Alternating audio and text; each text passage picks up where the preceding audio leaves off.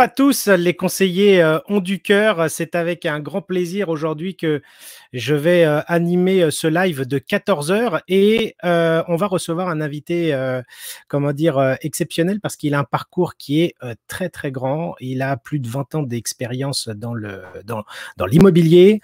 On a préparé du contenu assez chouette et j'espère que ça va vous faire plaisir parce que on a essayé de faire quelque chose de différent par rapport aux autres lives, surtout d'aller vers un cas pratique. C'est un monsieur qui a testé pas mal de choses dans l'immobilier. Vous allez voir son talent de créateur et j'espère que ça va vous plaire parce que c'est une étude de cas réelle de ce qu'il a fait. Donc, ne voyez pas en nous une publicité quelconque, hein, mais plutôt la forme de créativité, comme quoi on peut inventer des choses qui sortent des modèles économiques que l'on connaît aujourd'hui. Et bien sûr, j'espère que ça va vous faire plaisir. Je vous retrouve après ça.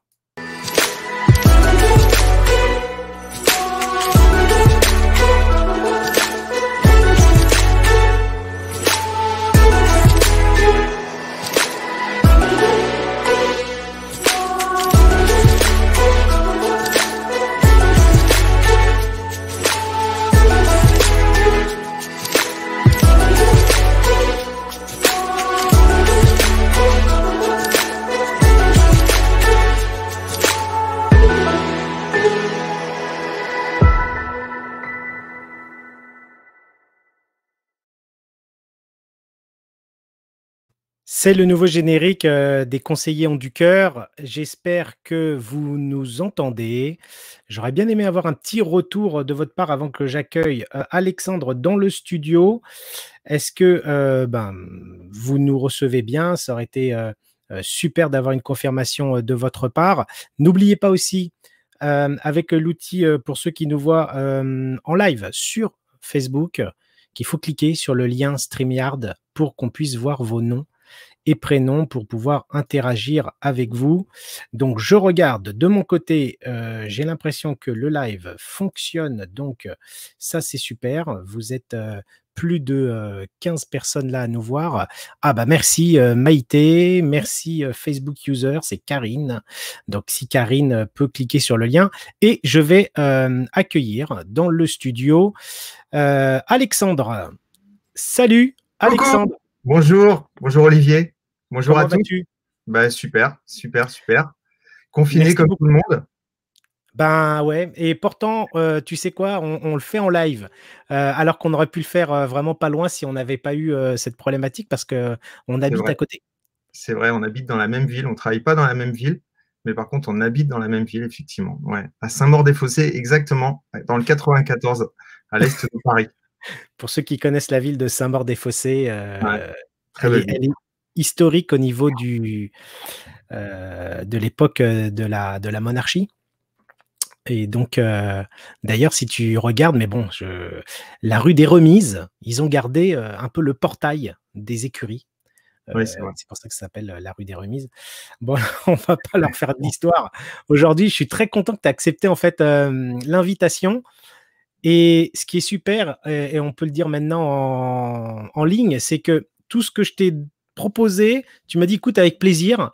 J'ai pas eu un moment où tu m'as dit non, pourquoi tu veux parler de ça ou c'est comment dire un trait de ton caractère en fait le fait d'être toujours positif. Bah, j'essaye en tout cas effectivement d'avoir ce caractère, d'être toujours positif. Après, je te cache pas qu'effectivement il y a des hauts et des bas. Ouais. Mais comme dirait un coach que j'ai suivi pendant pas mal de temps, la vie est un cycle.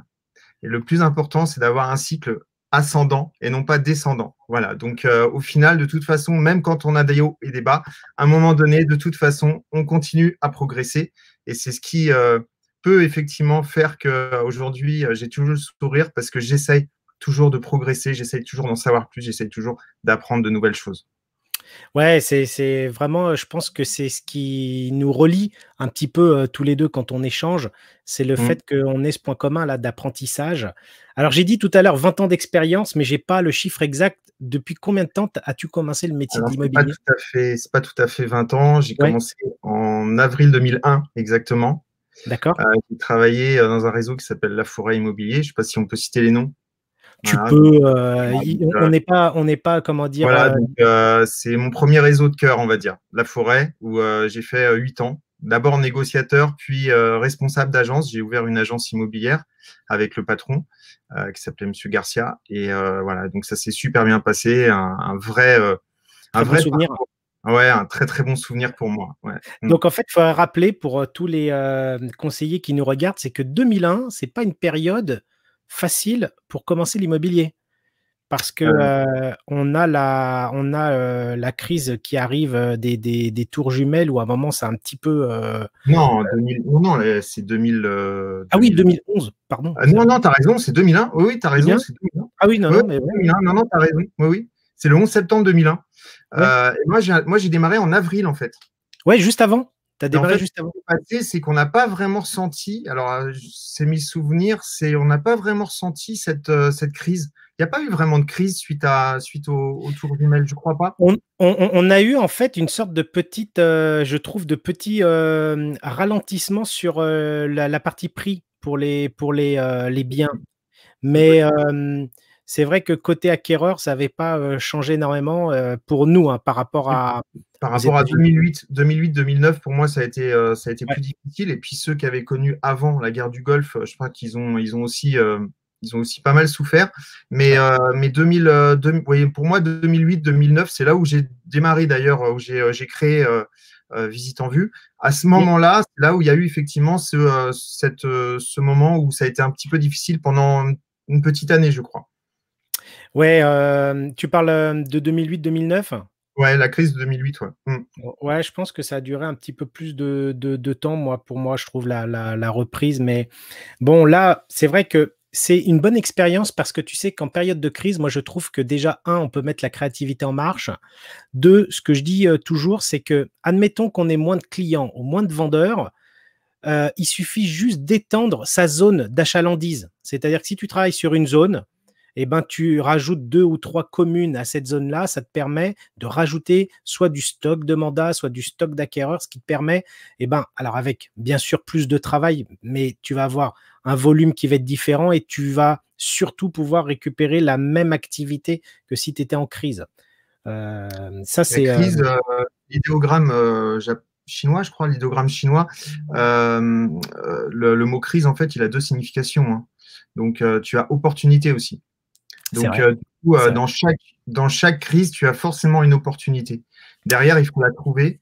C'est ceux qui restent au moment des crises. De toute façon, au moment des crises, ce qui se passe souvent, c'est qu'il y a beaucoup, beaucoup de gens qui arrêtent l'immobilier parce que ils y étaient allés parce qu'ils n'avaient pas un vrai pourquoi. Le vrai pourquoi, c'était simplement financier. Et donc, du coup, ils arrêtent l'immobilier pour faire autre chose. Et c'est à ce moment-là que tu vois qui sont les vrais agents, ceux qui résistent, ceux qui sont plus créatifs, ceux qui arrivent justement, grâce à leur expertise, à ressortir finalement de cette crise en vainqueur. Et c'est ce qui va se passer certainement là dans les prochains mois Mm. avec cette crise du Covid. C'est évident. Tu as tout à fait raison et je pense que certains sont déjà en train de plancher à une fabrication des process. Mm.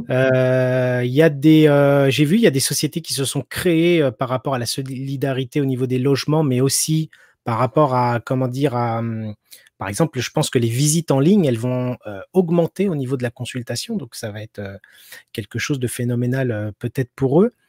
Et ben, pour reprendre un petit peu notre live ensemble, donc tu as travaillé pendant 8 ans, tu me disais, avec cette marque-là, puis après tu es arrivé en 2001, mais pour créer en fait le produit que je voulais qu'on parle, cette étude de cas, parce que on m'en parle souvent dans la commune, et j'espère que ceux qui m'en parlent ben, nous écoutent, parce que comme ça, ils vont pouvoir nous poser toutes les questions.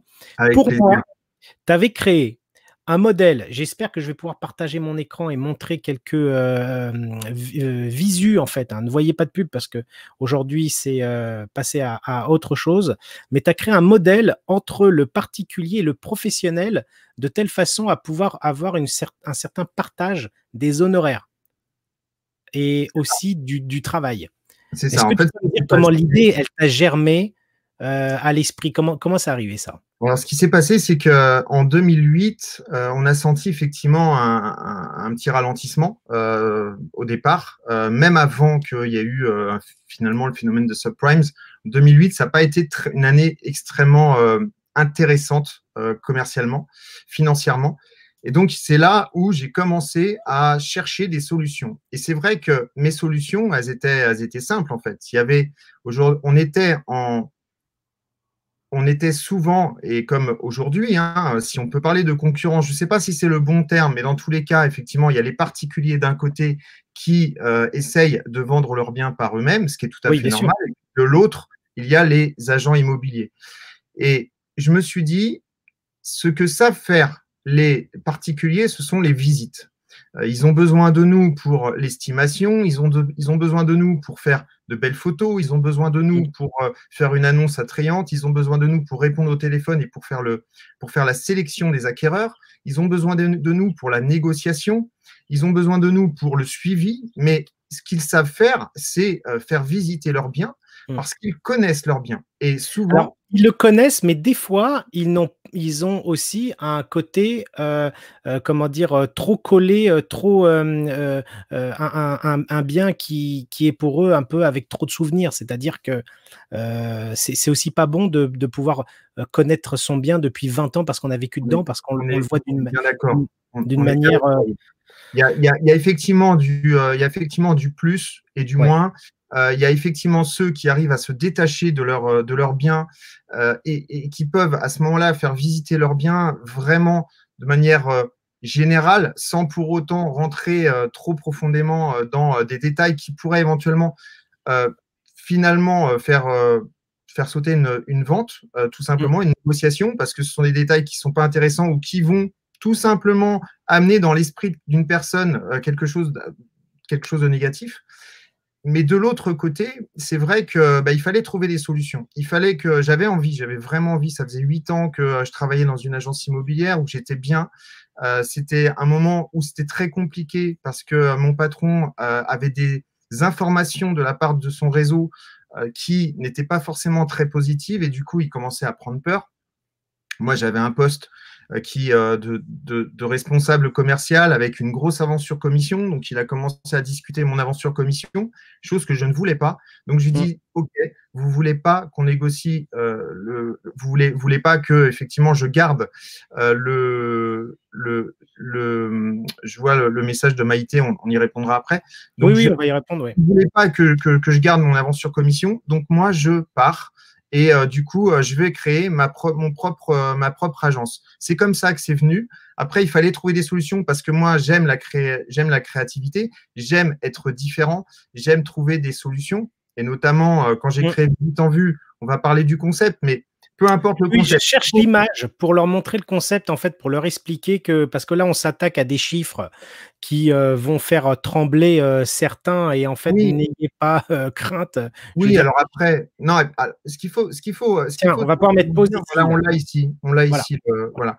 Donc, si tu peux l'expliquer. Oui, bien sûr. Ce qu'il faut comprendre, c'est que du coup, je ne suis plus dans Visite en Vue. Hein. Donc, clairement, j'ai quitté cette partie-là. C'est une partie de ma vie. Voilà. Donc, ce que j'ai d'ailleurs à Olivier juste avant. Tu sais, en fait, c'est très honorable de ta part et je t'en remercie. Tu vois, il n'y a qu'une personne, je trouvais, sur l'entrepreneuriat qui est Marc Simoncini, qui parle de ses échecs et de ses réussites. Et toi, tu es venu pour nous parler, en fait, de la même chose. Parce que pour toi, tu apprends. Dans tous les cas, tu apprends et c'est le message que tu voulais nous donner. Tout à fait. Donc, moi, ce que je disais à Olivier, ce que je te disais tout à l'heure, c'est qu'effectivement, il y a un phénomène de résilience qui est important. Donc, on apprend de ses échecs. Maintenant, il est clair que Visite en Vue, pour moi, ça a été une véritable expérience immobilière, une véritable expérience dans la création de quelque chose qui n'existait pas. Et du coup, c'est ça qui a été vraiment très intéressant pour moi et vraiment transcendant pendant toutes ces années. D'ailleurs, le site internet que vous pouvez voir là, avec des espaces personnels qui permettaient à la personne de pouvoir voir ses comptes rendus, de pouvoir changer son annonce de demander des changements sur l'annonce, de voir les photos, etc. Tout ça, ce sont des choses qu'on voit aujourd'hui sur des sites Internet, mais qui n'existaient pas à l'époque. Donc, moi, j'avais en 2001, il faut se remettre dans le contexte. Non, 2009. 2009. Ah, 2009, pardon. C'est 2009. Mais même en 2009, ça n'existait pas. En 2009, déjà, donc, il faut se remettre dans le contexte que déjà, le fait d'avoir un site internet, tout le monde n'en avait pas un. Puis après, au niveau des fonctionnalités, de donner un petit peu la main comment dire, aux consommateurs, c'était pas quelque chose de courant. Tout à fait. Non, mais, et encore aujourd'hui, tout le monde a un site statique. C'est clair. C'est clair. Aujourd'hui, on a avancé dans la technologie. On a vraiment avancé dans la technologie. À l'époque, on était les précurseurs, vraiment. Je vais envoyer la suite de la vidéo. Excuse-moi de t'interrompre. Si tu peux juste pour résumer, en fait, il y avait 1, 2, 3. Donc, le logo, c'était une orange divisé en 4 enfin une orange, il y avait un citron, un pamplemousse, etc. Et du coup, vous aviez 4 pourcentages. Tout ce qui était en impair, c'était les exclusivités, et tout ce qui était pair, ce sont les mandats simples. Ensuite, vous avez 1%, c'est le propriétaire lui-même qui faisait ses visites, et 3%, c'était moi qui faisais les visites, enfin, c'était l'agence. À 2% en mandat simple, c'était le propriétaire qui faisait la visite, et à 4%, c'était les mandats, c'était le mandat simple. Voilà, et c'était le propriétaire, enfin, c'était l'agence qui faisait les visites. Voilà. Donc en fait, tu as partagé les tâches de travail, on va dire, pour que aussi le particulier, le propriétaire se sente investir dedans et que tu puisses aussi peut-être attaquer le marché des particuliers. C'est ça, en fait. C'est un moyen d'attaquer le marché de plein fouet, d'attaquer le marché du particulier, et ça fonctionnait vraiment, il m'est arrivé de signer des fois 3 compromis dans un samedi, juste avec des clients qui m'appelaient et qui me disaient bah, écoutez, on est d'accord, j'ai visité le bien, je veux l'acheter, quand est-ce qu'on peut signer le compromis? À l'époque, ça se passait comme ça. Donc, c'est vrai que ça a fonctionné vraiment très, très bien. Et c'était juste génial. Enfin, ce qui était génial, c'était le fait d'avoir créé quelque chose de nouveau sur le marché. C'était ça qui était génial pour moi. Bah, c'était comment dire, une idée qui arrivait peut-être trop tôt.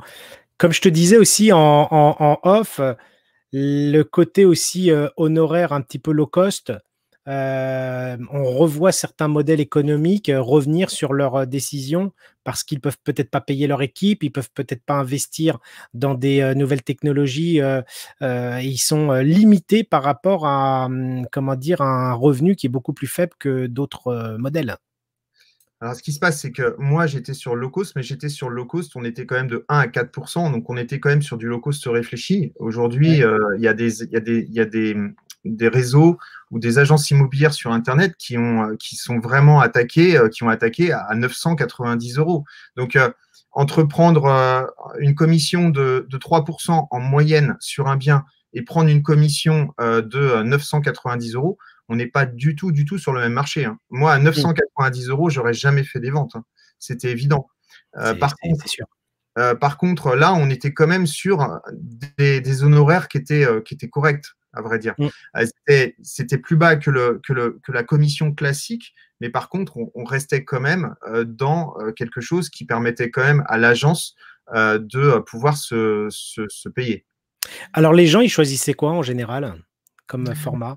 Alors, c'est là où effectivement, le problème était, c'est qu'effectivement, quand on arrivait chez les clients et qu'on leur disait, bah, écoutez, voilà, je vous propose 4 formules, principalement 2 formules parce qu'on essayait de vendre l'exclusivité. Donc, le 1% ou le 3%, bah, souvent les gens nous disaient, ah bah, si c'est pour faire les visites, je sais les faire moi-même, forcément. Donc, derrière, finalement, on allait plus vers le 1% que vers le 3%.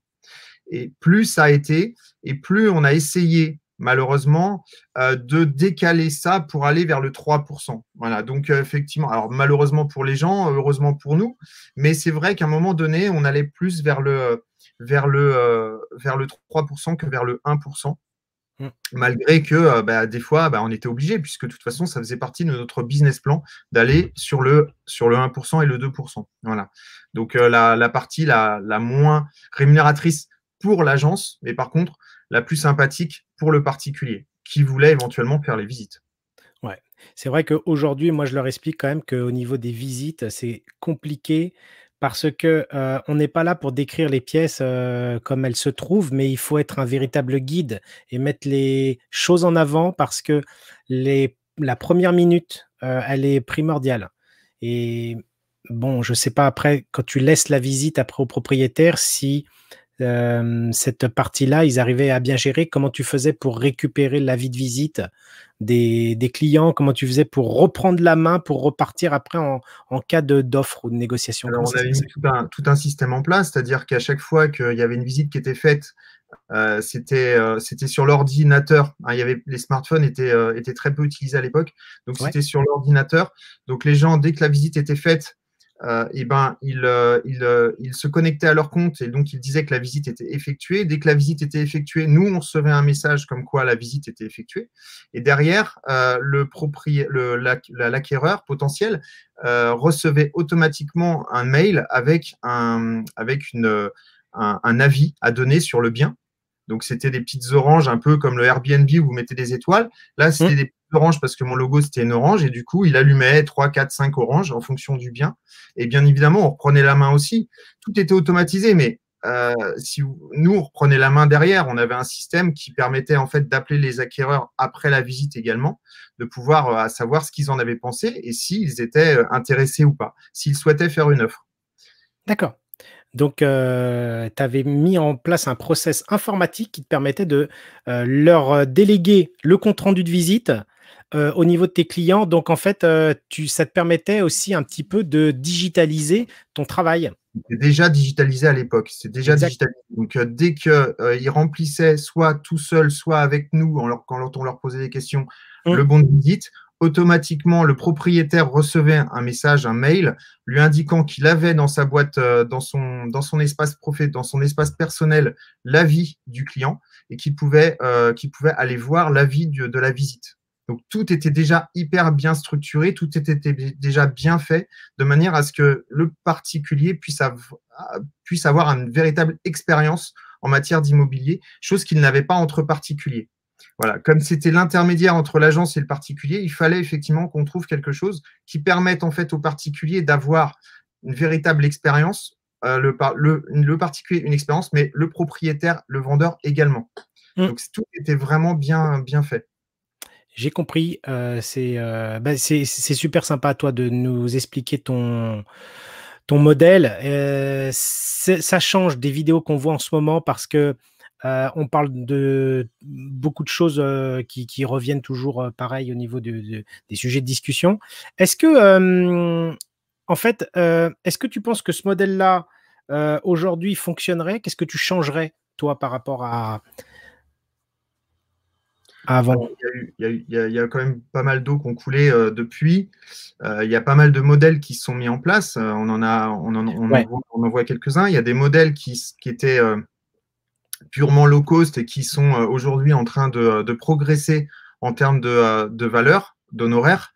On le voit. Je pense qu'à un moment donné, on est tombé trop bas, sincèrement. Je pense que, et encore les agences qui le font aussi bas, je pense qu'on est tombé trop bas parce qu'en fait, là, l'immobilier est devenu de plus en plus complexe. Mmh. À l'époque, on pouvait signer un compromis dans la journée. Et on avait les diagnostics, on n'avait pas besoin de tout ce qu'il faut aujourd'hui pour signer un Il y avait compromis. beaucoup moins Il y avait de contraintes. énormément moins de paperasse, énormément moins de documents à demander à l'époque pour pouvoir signer. Aujourd'hui, il y en a de plus en plus. Tu te rappelles d'un truc, la mentalité, qu'on avait quand on nous annonce, alors je sais pas si tu as connu à l'époque où on nous annonce la loi Carrez, puis après on nous annonce le délai SRU, où Mmh. on nous annonce toutes les différents textes de loi. On s'est dit: «Mais jamais on va pouvoir, L'amiante, enfin, ça s'est complexifié de plus en plus. Moi, je m'en ça s'est rappelle quand j'ai démarré complexifié». l'immobilier, le compromis, on le signait sur place. Il y avait besoin, on avait juste la loi Carrez, et puis à l'époque, je crois qu'il n'y avait même pas l'amiante, c'était juste, enfin, il y avait quasiment rien du tout, et donc on pouvait signer un compromis comme ça. Aujourd'hui, c'est impossible. Aujourd'hui, c'est Impossible. impossible. Vous devez demander différents documents au gestionnaire de manière à pouvoir effectivement pouvoir signer un compromis et Mmh. plus tous les papiers, il y a un tas de papiers comme ça à rendre à l'acquéreur, c'est impossible. Mais donc tout s'est complexifié et du coup, à un moment donné, je pense que la vente s'est complexifiée. Et derrière, il y a des agences qui en ont profité pour digitaliser de plus en plus, en se disant, eh ben, on va prendre finalement 990 € pour pouvoir vendre un bien. Mais le problème, c'est qu'il y a trop d'intermédiaires. Il faut vendre le bien, il faut trouver le bien, il faut l'estimer, il faut prendre le mandat, il faut prendre les photos, il faut le mettre sur Internet, il faut répondre au téléphone, il faut faire les visites, etc. Il y a trop d'intermédiaires pour qu'à un moment donné, on se dise, ben, c'est rentable. C'est plus rentable, en fait, parce que si vous prenez 990 € pour vendre un bien, vous allez donner combien au négociateur? Donc, ce n'est pas un négociateur que vous allez trouver, c'est finalement un gars, un porte-clés qui va simplement faire qui va simplement faire visiter, qui va simplement ouvrir les portes, mais sans connaissance réelle. Donc ça, c'est clair que c'est très compliqué aujourd'hui. Et c'est pour ça qu'on voit de plus en plus aujourd'hui des réseaux qui ont été plutôt low cost à partir plus sur de l'honoraire classique. C'est-à-dire qu'ils voient qu'ils ne peuvent pas forcément facilement recruter, donc ils ont besoin de rajouter de la valeur. Et cette valeur-là, eh ben, elle passe et par les hommes, parce que moi, je crois pas foncièrement au fait qu'on puisse un jour faire une transaction sans humain. C'est-à-dire qu'on puisse acheter comme ça. Parce qu'aujourd'hui, si le marché il tend, d'après ce qu'on entend au niveau des chiffres, 30% pour les particuliers, 70% pour les professionnels, c'est qu'il y a une bonne raison. C'est que les professionnels arrivent à expliquer, à peut-être aider les clients à se projeter mieux au niveau des biens lors des visites. Moi, souvent, le nombre de particuliers que je récupère par rapport à la pige ou aux annonces aux particuliers, il nous explique, et d'ailleurs, je vois que Thierry nous écoute, il pourra attester que des fois, le client, il pouvait fabriquer une troisième chambre. Il me racontait que dès que le particulier l'appelait, il lui demandait une troisième chambre, il dit non, non, non, c'est pas possible. Il raccrochait. Et donc, forcément, son bien restait en vente depuis plus de 2 ans et c'était bloqué comme ça. C'est évident, c'est évident. Par exemple, qui n'a pas, par exemple, proposé ou réussi à vendre un bien? Je me rappelle d'un bien qui était à vendre à Saint-Maur depuis très très longtemps. Il était à côté de la mairie et avec beaucoup beaucoup de travaux. Et quand j'ai appelé ma cliente que je suivais depuis pas mal de temps et je lui ai dit, j'ai un appartement pour vous, il est là. Elle m'a dit, ah non, surtout pas là. Parce que c'est là où j'ai une amie qui habitait et qui est décédée, etc., etc. Et ben c'est parce que j'ai fait preuve de persévérance qu'on l'a quand même visité et cet appartement, elle l'a acheté. Donc, si je m'étais arrêté au premier non, et ben derrière, je le vendais pas l'appartement. Et le particulier ne l'aurait pas vendu non plus tout seul parce qu'il aurait dit ben non, ok, merci, au revoir. Et c'est vrai que les agents immobiliers, nous, on a de la valeur à donner réellement à nos acquéreurs. Et ça, les propriétaires, à un moment donné, ils s'en rendent compte. Parce que quand on fait visiter un bien, ok, bonjour, on le fait visiter, et puis merci, au revoir, on vous rappellera. Et puis finalement, on rappelle personne parce que les gens ne sont pas intéressés. Alors que l'agent, lui, c'est son travail. Donc nous, on fait un travail chirurgical. Donc on va aller chercher un client et on va l'amener voir un bien parce qu'on sait que ce bien-là correspond à ce qu'il souhaite parce qu'on lui a déjà fait visiter énormément de biens. Oui, c'est vrai. C'est un travail qu'on faisait aussi chez Visite en Vue. Hein. Mais par contre, après, forcément, quand on prend moins de commissions, on réduit quand même le nombre de contacts. Donc, c'est tout le souci de la digitalisation, en fait. C'est vrai que il faut vraiment expliquer. Moi, je pense que les conseillers aujourd'hui qui performent sont quand même des pédagogues. Donc là, tu viens de donner la résilience, c'est-à-dire le fait de ne pas lâcher l'affaire et de recommencer au-delà du premier non, c'est le plus difficile. Et puis, une fois, je t'écoutais en vidéo parce que tu fais aussi des lives. Si tu peux nous raconter après ce que tu fais au quotidien et ce qui te motive. Il n'y a pas que l'immobilier. Tu racontais que toi, tu atteignais des fois des 6 ou 7 contacts pour avoir un oui au niveau du démarchage. Que tu t'arrêtais pas au premier nom et tu t'arrêtais pas au premier cycle. Il fallait d'une manière en fait continue, comme ça que tu puisses maintenir tout le temps le contact avec ton prospect. Bah, de toute façon, c'est ce qu'il faut. Après, c'est sûr qu'aujourd'hui, il est clair que on le dit très souvent. En fait, c'est au sixième, au septième, à la septième relance que le client peut commencer à avoir confiance en vous. Il faut savoir qu'au départ, on a cette partie du cerveau qui est le cerveau reptilien, qui répond en premier. Donc, quand vous appelez un client dans le PAP, la première des choses, bah, c'est la peur, c'est la survie, c'est l'instinct de survie. Donc, la personne, en fait, va dire bah, non, non, ça ne m'intéresse pas. Oui, ça ne m'intéresse pas, mais par contre, après, au deuxième contact, au troisième contact, au quatrième contact, et c'est là où ça peut être intéressant. Et c'est là où ça peut être intéressant aussi d'allier les appels téléphoniques et puis le digital, parce que grâce effectivement à, par exemple, au pixel Facebook, j'en parle pas mal dans mes vidéos, grâce au pixel Facebook, on va pouvoir comme ça trouver l'identifiant de la personne qui vous a contacté et derrière lui envoyer de la publicité ciblée. Donc, il y a plein de moyens. On peut le faire avec Messenger. Je sais aussi que ton frère travaille sur des bots.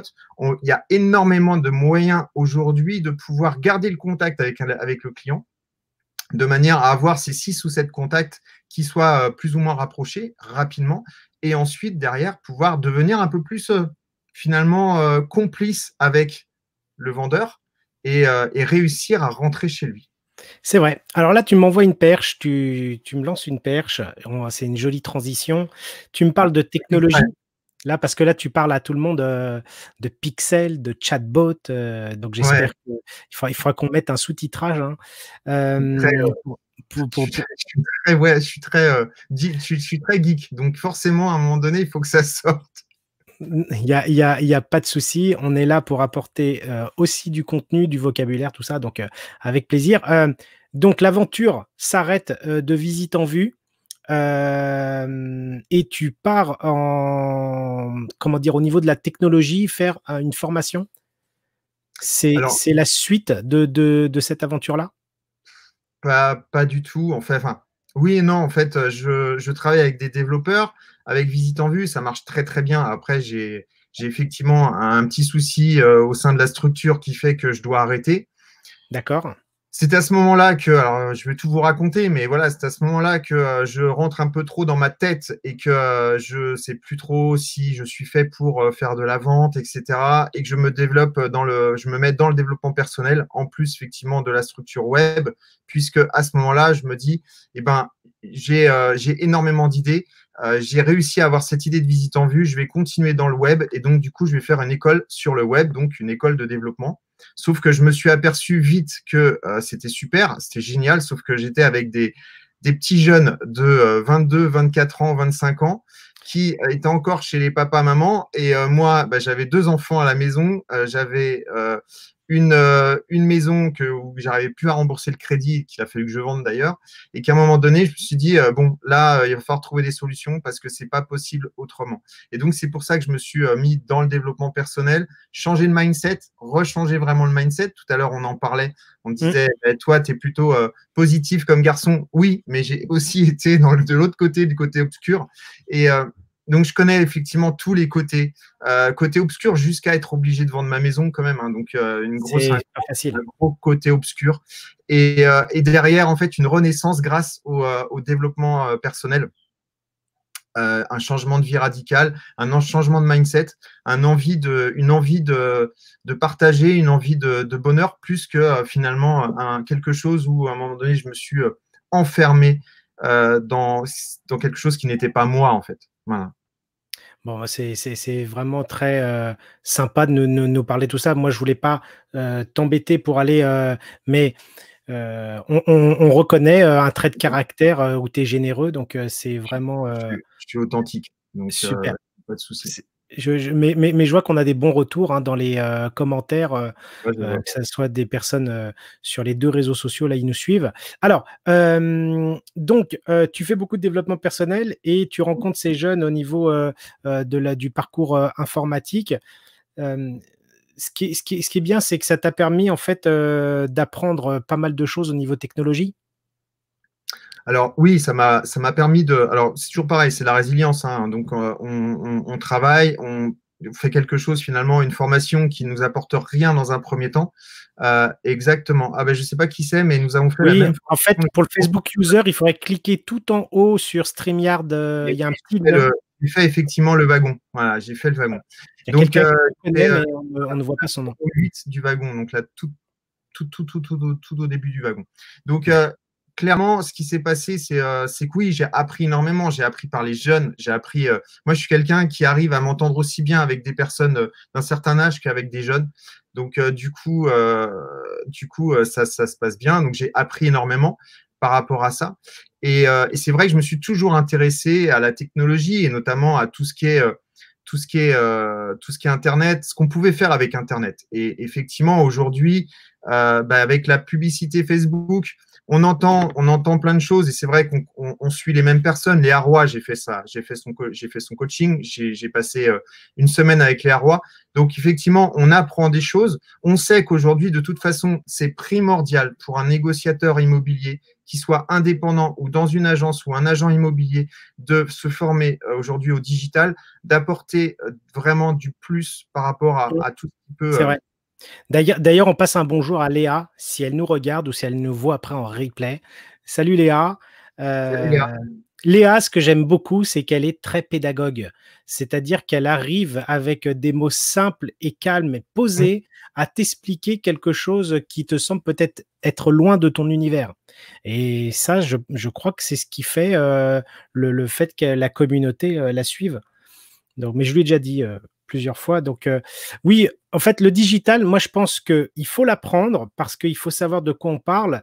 Mais d'un autre côté, on ne peut pas être aussi informaticien et pouvoir coder tout. C'est-à-dire que là, je te vois, tu fais ton propre site et tout ça parce que toi, tu aimes ces choses-là. Mais les conseillers immobiliers, il faut qu'ils puissent aussi avoir une certaine, direction assistée.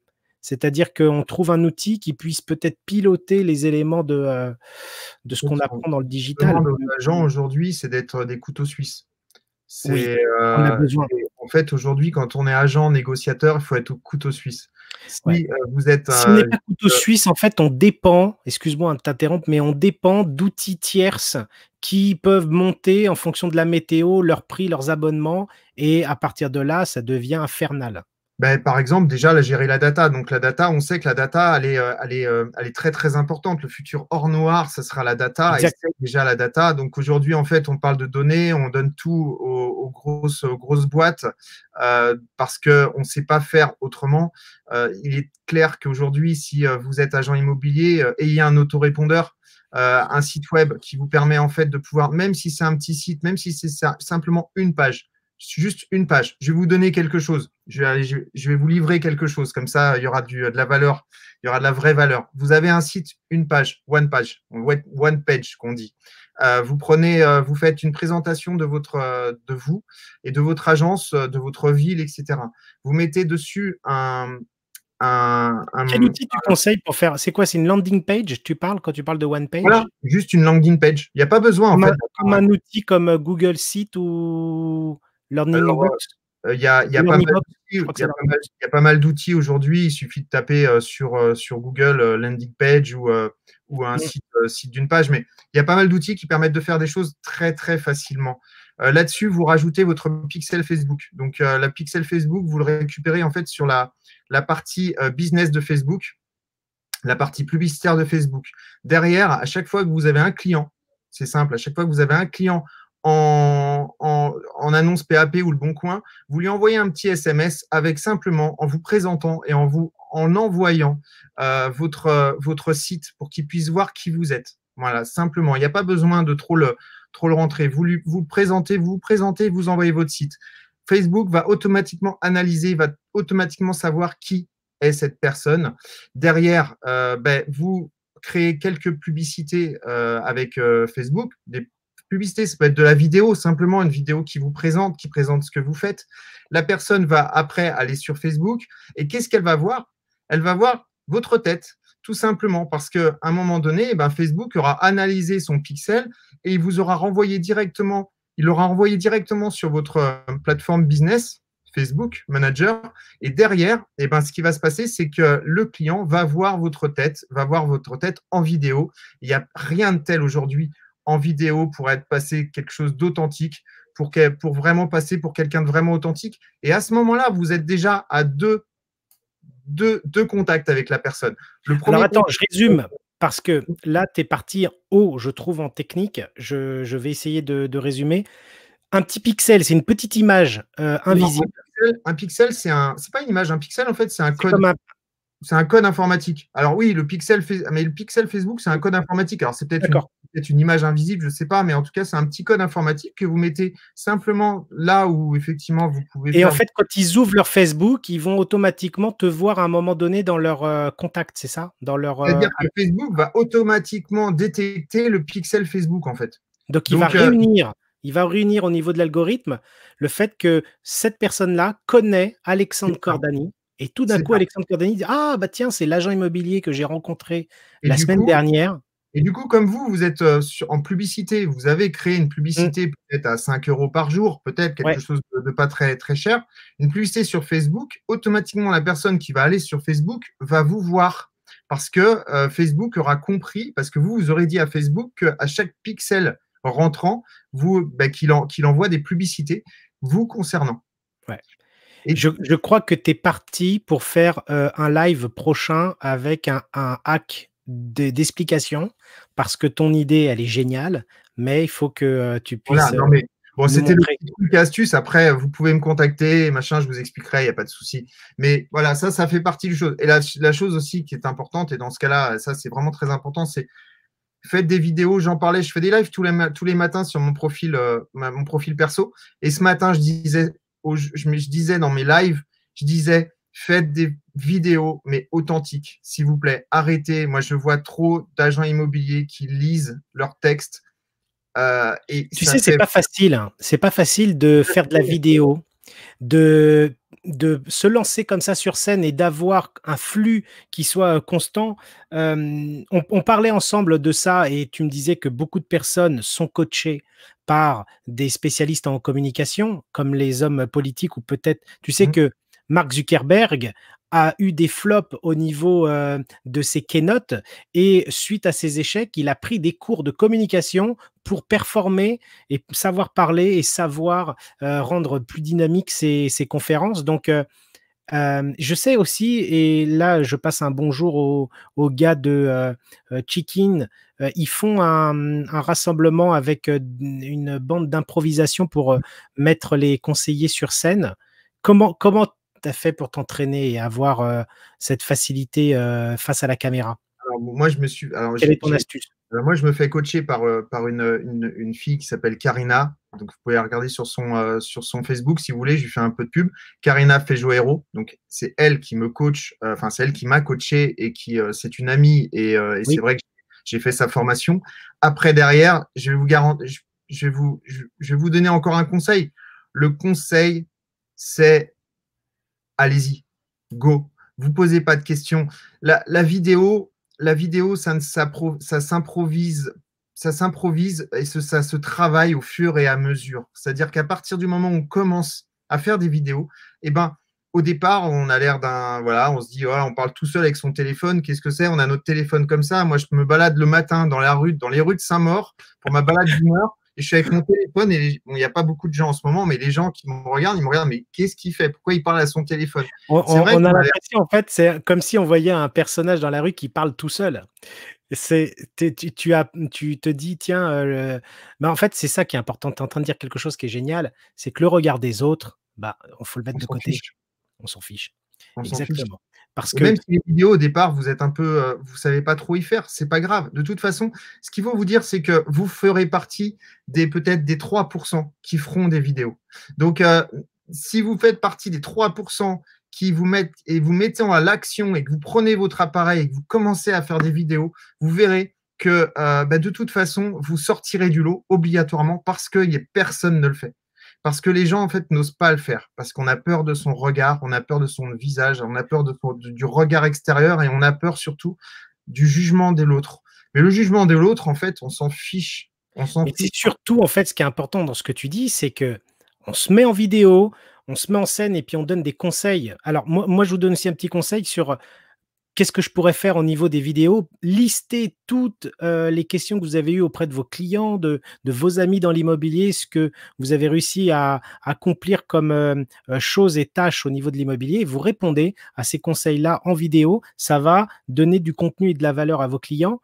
Et en fait, finalement, ce que tu es en train de dire, c'est que c'est un moyen de se différencier puisque pas beaucoup de monde le fait. C'est ça, exactement. Il y a très peu de gens qui le font. Moi, j'ai une chaîne YouTube où effectivement je mets mes vidéos. Vous tapez Alexandre Cordani sur YouTube. Vous avez, j'avais fait le challenge des 30 vidéos qui avait été fait après le Master Imo d'Olivier Guerre. Et du coup, j'avais fait aussi ce challenge-là. Moi, j'aime bien me challenger par rapport à ça. Et en fait, l'idée, c'est d'y aller, quoi. Il y a plein de questions que les gens se posent. Comment fait-on pour acheter? Avons-nous besoin d'un apport personnel pour acheter? Est-ce qu'il est préférable d'acheter sur 20 ans ou sur 25 ans? Est-ce qu'il est préférable de vendre avant ou d'acheter avant? Est-ce que toutes ces questions-là, vous pouvez y répondre facilement parce que vous êtes des professionnels de l'immobilier et qu'en plus de ça, encore un petit truc, c'est que si jamais vous ouvrez votre page YouTube et qu'à chaque fois, vous mettez en titre la question que se pose la personne. Parce qu'en fait, c'est ça. Quand vous cherchez quelque chose sur YouTube, quand vous cherchez quelque chose sur Google, vous tapez, je ne sais pas moi, comment faire un gâteau yaourt. Voilà, vous tapez ça. Donc, du coup, eh ben, dites-vous que vous le tapez, mais en fait, les autres le tapent aussi. Donc, la question que les agents, que les propriétaires ou que les acquéreurs vont vous poser, eh ben, ils vont la taper sur Google. Est-ce que je dois vendre ou acheter avant de machin? Est-ce que je dois faire ci? Est-ce que je dois faire ça? Est-ce qu'il faut mieux prendre un crédit à 20 ans, sur 20 ans ou sur 25 ans? Et en fait, à partir du moment où vous serez référencé sur ces mots-clés de recherche, parce que vous allez faire des vidéos, eh ben, vous allez ressortir en premier. C'est très bon. C'est très très bon. Tu as donné des bons exemples. Je t'en remercie. C'est ça devrait faire office peut-être d'une vidéo formation, ça. Mais c'est vrai qu'on a beaucoup de travail à faire tous ces lives. Je regarde un commentaire, c'est Manu qui me dit tu as fait des progrès depuis que je t'ai coaché en vidéo. Oui, Manu, c'est vrai, tu m'as aussi coaché en vidéo. Manu, juste pour faire de la pub, c'est un hypnotiseur de spectacle. Un gars énorme. Vous pouvez aller voir sur sa page Facebook. Et en ce moment, il fait des interviews aussi le matin. Et donc, voilà. Donc, effectivement, il me donne aussi pas mal de conseils parce que lui, il est très doué sur scène. Donc, voilà. C'est effectivement. Oui, il faut se rapprocher. Je dis toujours qu'il faut être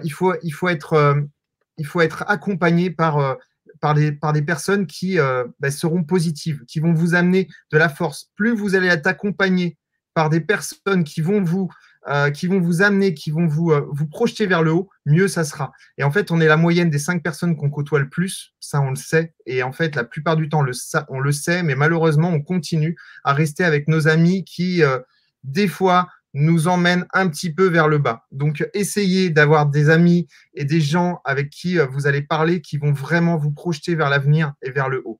Merci beaucoup Alexandre pour ces conseils. C'est beaucoup d'astuces et de développement personnel que tu donnes là. Je crois que pendant le confinement, au niveau du développement personnel, je crois que c'est une des clés avec le fait de savoir maintenant se dire il faut que j'apprenne, il faut que je me fasse coacher pour que je puisse connaître tous les process et savoir exactement me positionner sur le terrain. Donc ça faisait partie d'une question. Je vais t'en poser une autre.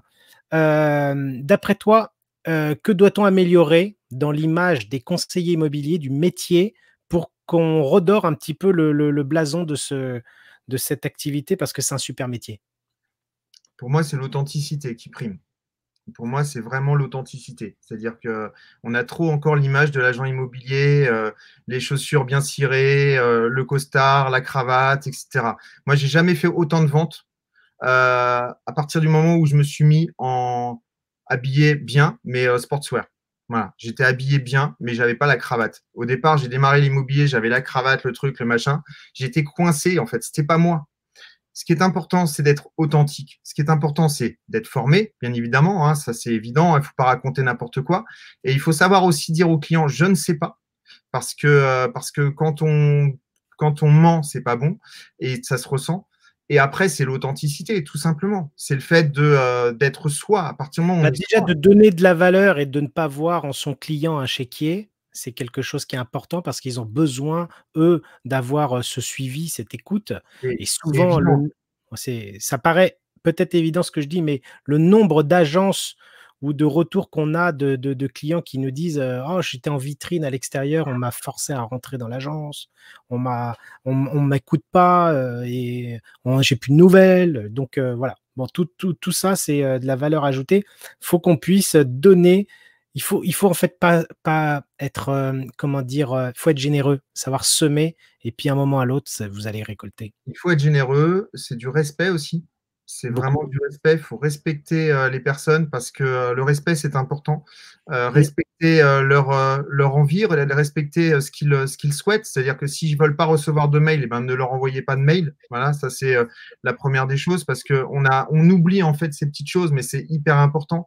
Et sachez que quelquefois, en fait, l'affaire ne se précise pas à la première rencontre, mais et puis ça se trouve, ça ne sera pas cette personne qui va vous amener une affaire, ça sera peut-être une connaissance à cette personne. Donc C'est moi, ça souvent m'est le cas, tu as raison. Merci de le rappeler. Je te remercie beaucoup, c'est vrai. On voit l'expérience.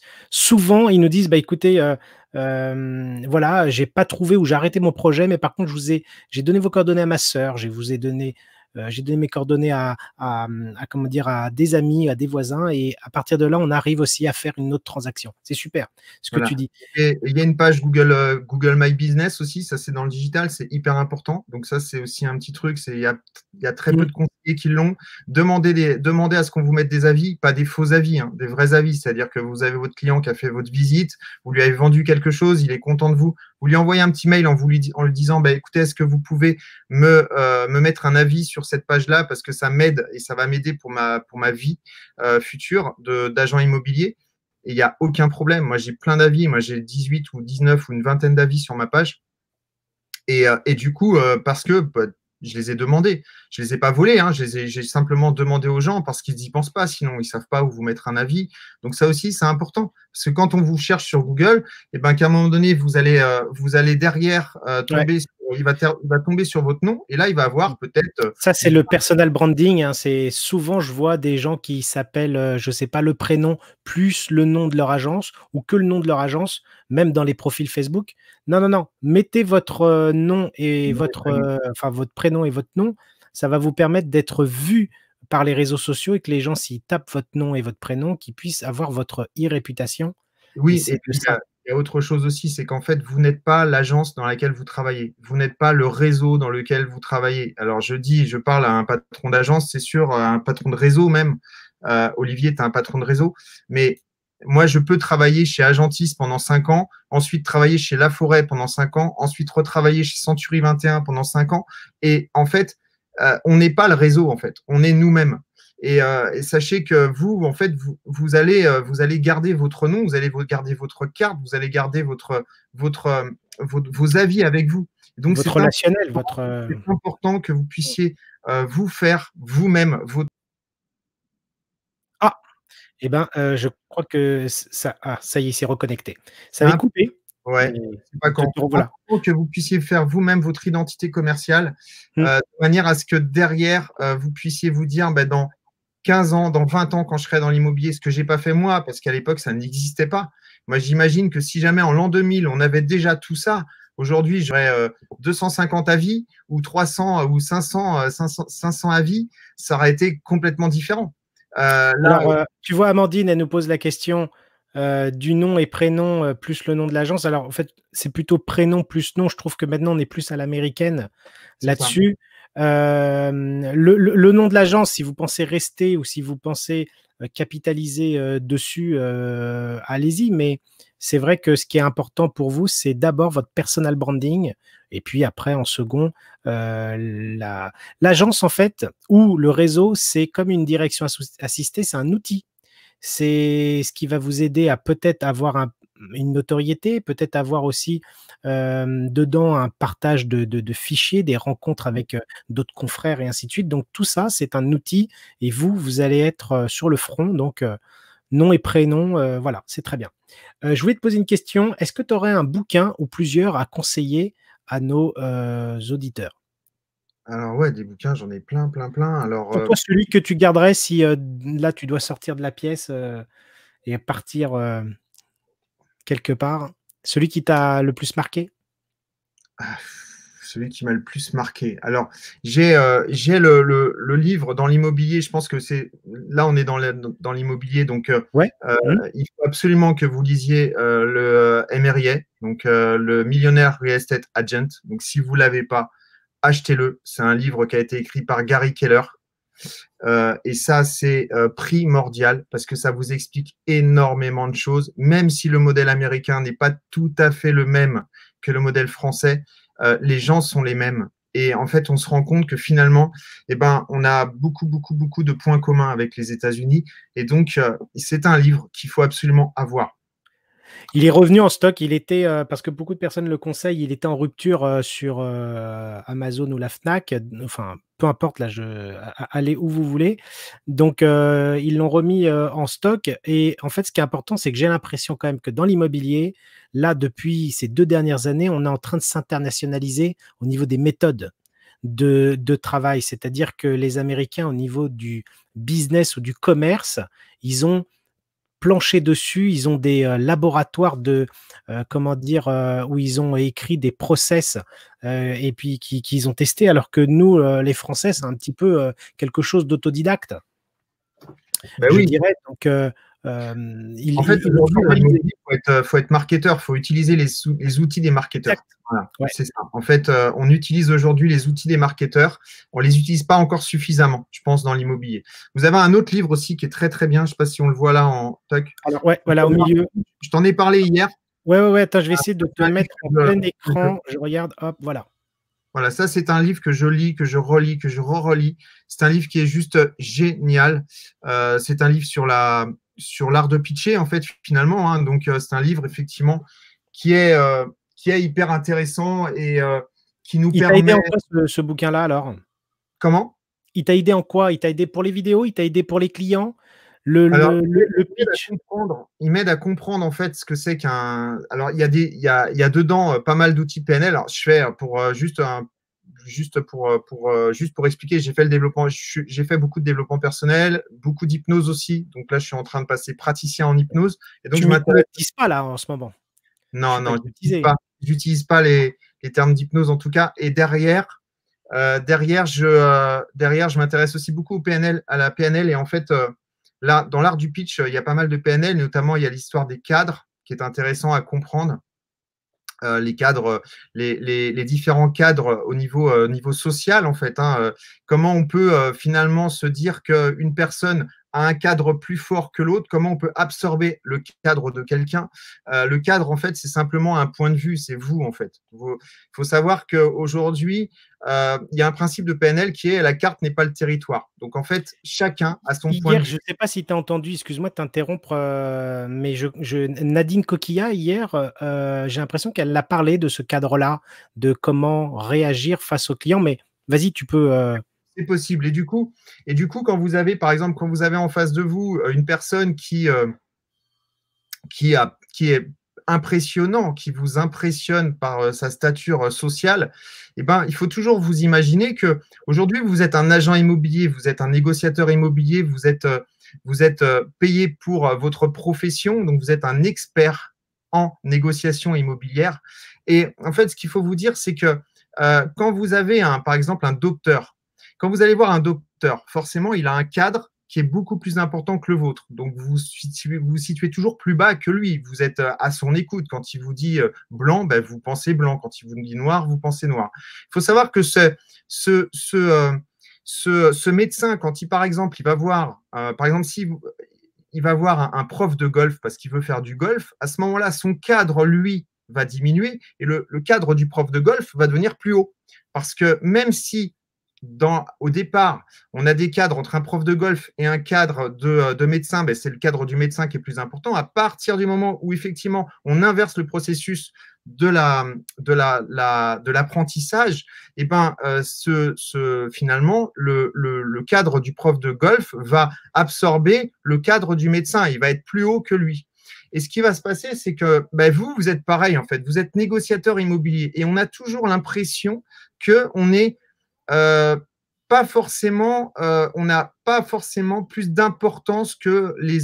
je parle au niveau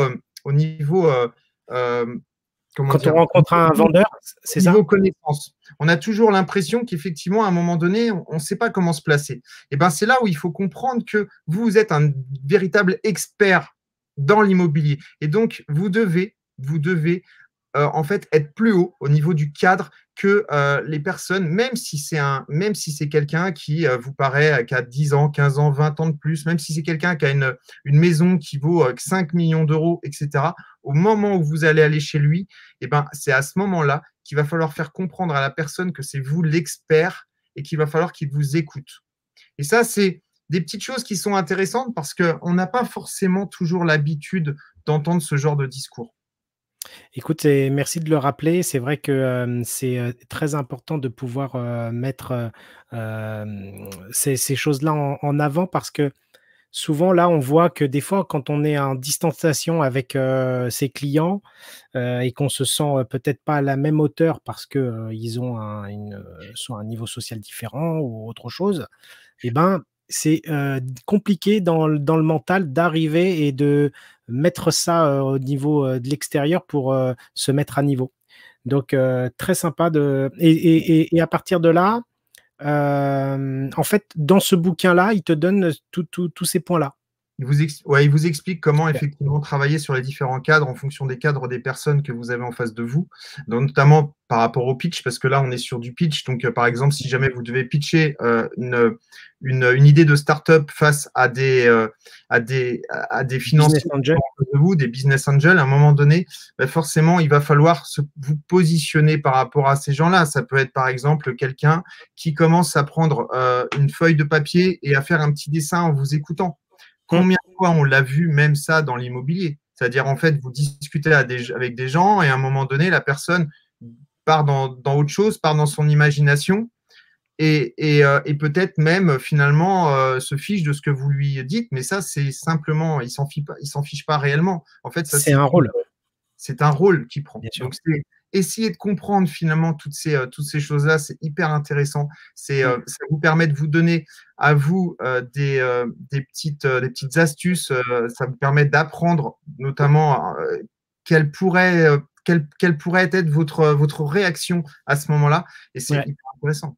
Donc, l'art du pitch et ça nous permet en fait de pouvoir créer son cadre face à ses clients de telle façon qu'on ne se fasse pas manger par le client, mais qu'on puisse instaurer en fait une équité entre le client et donc là, tu nous sors Jordan Belfort. Alors, Jordan Belfort, Tu connais?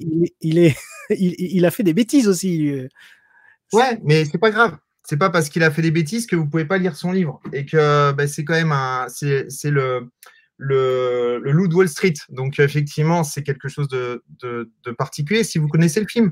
Mais il a plein de bonnes astuces en tout cas par rapport à la vente. Voilà. Ouais. Ce sont des choses en fait voilà, il faut pas forcément s'arrêter aux bêtises qu'a fait un homme. Hein. C'est pas parce qu'il a fait des bêtises. Il a aussi monté des affaires très très hautes et il savait exactement ce qu'il faisait au niveau de la vente et au niveau du commercial. Non, ce qui était dérangeant en fait, c'est que le film lui a donné un certain statut, comment dire, un aura.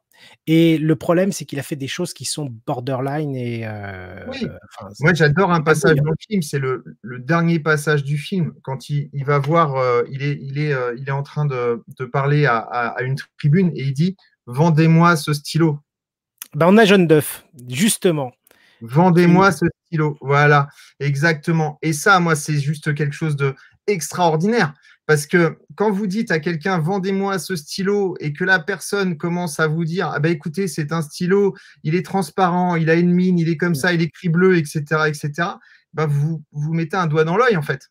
Parce que C'est la meilleure scène du film. Enfin, non, il y en a plein. Et le film, il est très motivant. Allez le voir. Il donne, comment dire, la pêche si vous aspirez à avoir tout un élément de vie. Mais voilà, c'est vrai que je te remercie pour le bouquin. C'est très sympa. voilà. Alors, Après, j'en ai plein d'autres. Moi, je suis quelqu'un qui dit beaucoup. Donc après, voilà, j'ai plein d'autres bouquins. Je pourrais si vous souhaitez des titres et des bouquins, contactez Alexandre. sur son Facebook personnel. Alors, est-ce que tu auras un message? Voilà, maintenant ça fait 1 heure qu'on est ensemble. Tu auras un Mmh. message, tu as délivré beaucoup de conseils, beaucoup de messages. Est-ce que tu en aurais un à donner aux conseillers avant que l'on se quitte? Le conseil, c'est formez-vous. Voilà, formez-vous le plus possible. Faites la clarté sur votre esprit. Faites la clarté déjà pour savoir ce que vous souhaitez faire. Ça, c'est important. Formez-vous parce que tout à l'heure, je parlais de l'image du couteau suisse, mais c'est hyper important. Et ce couteau suisse, en fait, il faut garder cette image dans votre cerveau parce qu'aujourd'hui, c'est ce qu'on demande à un négociateur immobilier. Donc, il faut savoir être bon en vente, il faut savoir être bon en marketing, il faut savoir être bon en photographie si jamais on n'a pas forcément les moyens d'aller prendre un photographe professionnel. Il faut savoir être bon en storytelling parce que c'est intéressant aussi. Il faut savoir aussi parler à la caméra. Il faut savoir, enfin, faut savoir. Donc, il faut savoir énormément de choses. Maintenant, tout n'arrive pas comme ça. Moi, je suis très curieux. Donc, forcément, j'essaye plein de choses. Donc derrière, bah, il y a des choses où je me plante, mais c'est pas grave. On parlait de résilience tout à l'heure. La résilience aussi, elle est très importante. C'est-à-dire que si jamais vous avez un client qui vous dit non, eh ben c'est pas grave, c'est pas grave. Vous continuez. Soit effectivement le client, ben, vous le perdez, mais il y aura toujours quelque chose de constructif à garder avec ce client, avec cette expérience que vous aurez laissée. Et, et, euh, et derrière, vous faites le plus beau métier du monde. Voilà, c'est un des plus beaux métiers du monde. C'est un métier où on est tout le temps par mon, par vos. On est à l'extérieur, on est à l'intérieur, on parle à des gens, on parle à des étudiants, on parle à des personnes qui ont qui gagnent des dizaines de milliers d'euros. On travaille sur des appartements, des studios, on travaille sur des maisons qui coûtent très cher. C'est un super métier. Enfin, on ne peut pas s'ennuyer dans ce métier-là. Donc, le conseil, c'est prenez plaisir, vraiment. Prenez Et plaisir à faire ce que vous faites. Et vous verrez que ben moi, ça fait 20 ans que je le fais. Et même, encore une fois, comme je l'ai dit tout à l'heure, même s'il y a eu des hauts et des bas, même si à un moment donné, j'étais par terre et je me disais, c'est plus un métier pour moi, ça fonctionne plus, etc. J'ai réussi à me relever, j'ai réussi à repartir, j'ai réussi à faire des années de folie dans l'immobilier. Parce qu'à un moment donné, bah, en fait, finalement, à chaque fois que j'ai pu tomber sur un client qui était sympa, je me disais, putain, c'est quand même un beau métier, quoi. Voilà. merci beaucoup à toi. Donc, on reprend la phrase de Nelson Mandela: soit je réussis, soit j'apprends. C'est ça. Je te remercie beaucoup. C'est super. Eh ben, merci à tous de nous avoir écoutés. J'espère que ça On vous vous a dit plu. à Bah, je pense, on a vraiment beaucoup de commentaires. Il faudra que tu passes du temps à répondre à tout le monde. Et puis, je vous dis à très bientôt. Alors, ça va être le prochain live à 14 heures demain. Nous, on se dit au revoir. Merci beaucoup, Alexandre, d'avoir accepté l'invitation et de nous Merci à avoir toi. donné autant de contenu. Merci à toi. J'envoie le générique et puis on se retrouve après tous les deux, Alexandre. OK. Ciao et à très bientôt. À Merci, bientôt. Au les amis. revoir.